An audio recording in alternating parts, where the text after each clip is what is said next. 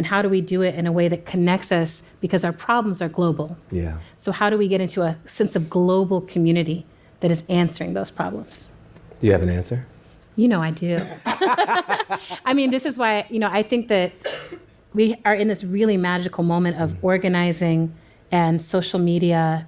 Social media has a lot of drawbacks, but I think one of the things that we're seeing in this moment is it has the great benefit of allowing us to be in direct communication and thus direct emotional responsibility for so much more than we ever had to be before. But that also shows us that we're in patterns that are larger than my town, my school, my community. I'm like, oh, I'm in a global pattern.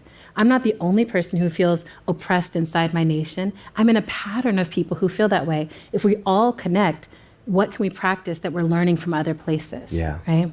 And for me, I remember this as things were arising in Ferguson and being like, oh, how do we handle what's happening in Ferguson? How do we handle the need for Black life to matter? And I remember turning and looking at Palestinians and them sending us wisdom and being like, oh, we're facing some similar struggles, and we're not the only ones. There's people all over the world who are facing these struggles.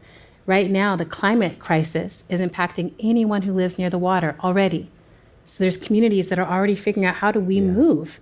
We're not going to be the first to figure that out. I come from a politic that we're never the first ones to try to face the problem.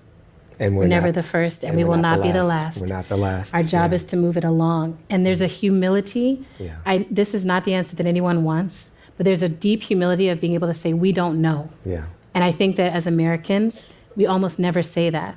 Our internal empire is always so strong that we're like, we know what to do, and we're going to tell everyone else what to do.